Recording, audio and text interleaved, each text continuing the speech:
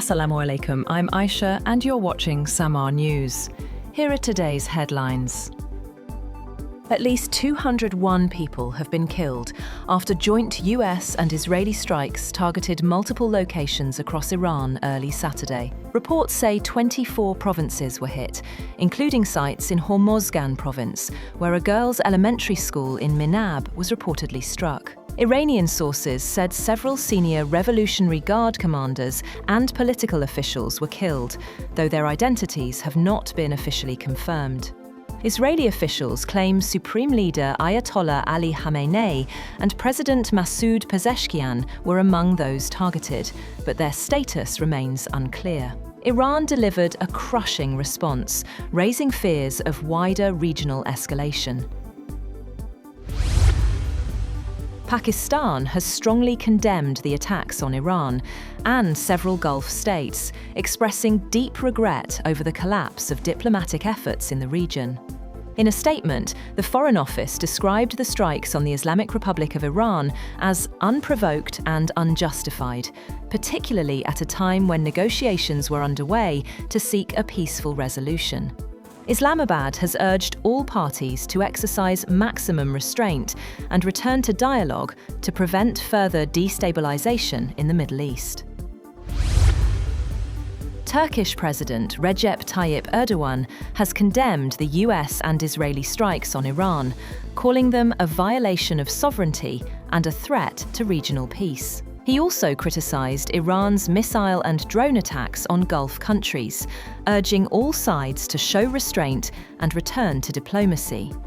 Erdogan warned the region risks being dragged into a wider conflict and said Turkey is stepping up efforts to push for a ceasefire and renewed negotiations. Iran launched ballistic missile attacks targeting US military bases in Bahrain, Qatar, United Arab Emirates, and Kuwait, dramatically expanding the regional conflict. Bahrain confirmed the service center of the US Navy's 5th Fleet in Manama was hit, with smoke seen rising from the Jufair area. In Doha, Qatari officials said all incoming missiles were intercepted. Explosions were also reported in Abu Dhabi and Dubai, while Kuwait reported sirens and blasts. Iran's Revolutionary Guard said all US bases and interests in the region are within reach and warned further retaliation is possible. Gulf states condemned the attacks, with the UAE calling them a serious violation of sovereignty.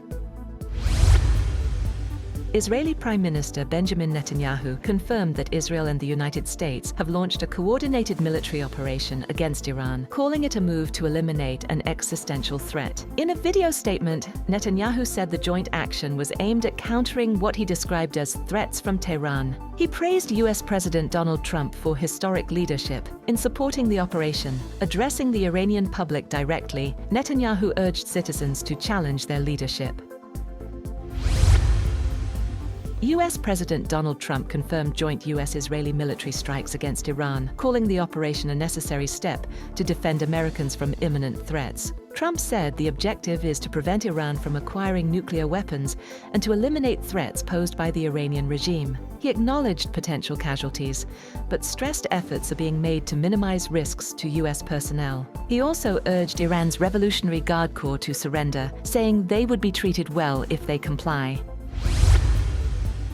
Pakistan's military has launched large-scale operations under Operation Ghazab lil-Haq, striking Taliban positions across the Afghan border. Dozens of hideouts were destroyed, hundreds of operatives killed, and key posts captured. The Pakistan Air Force conducted raids at 29 locations in Afghanistan, targeting Taliban headquarters, ammunition depots, and checkposts in Laghman, Nangarhar, Kandahar, Kabul, and Paktika provinces, significantly weakening Taliban operational capacity. Pakistani forces captured 18 key Taliban posts, including positions near Shawal, Angor Adda, and Zamalan. Additional bases like Shipola Camp, Khyber Post, Kamisar Complex, and Dawood Post were destroyed. Infiltration attempts in Qilla Saifullah sector were foiled. According to officials, 331 Taliban operatives were killed, over 450 injured, 104 posts destroyed, 18 captured, and 135 tanks/armored vehicles destroyed. 12 Pakistani soldiers were martyred,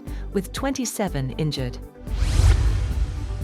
The United States has expressed support for Pakistan's efforts to defend its territory against Afghan Taliban attacks. Top U.S. officials emphasized Pakistan's sovereign right to protect its citizens amid the ongoing border conflict. U.S. State Department Undersecretary Alison Hooker tweeted that she had spoken with Pakistan Foreign Secretary Amina Balok, offering condolences for lives lost and affirming support for Pakistan's defensive actions. Spoke today with Pakistan Foreign Secretary Balok to express condolences for lives lost. We continue to monitor the situation closely and express support for Pakistan's right to defend itself against Taliban attacks, Hooker wrote. Earlier, U.S. President Donald Trump praised Pakistan's handling of the tensions, saying the country is doing well with Afghanistan, and commending the leadership of Pakistan's Prime Minister and military chief, calling them two personalities that I really respect a lot.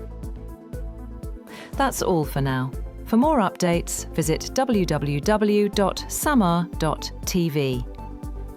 Thank you for watching Samaa News.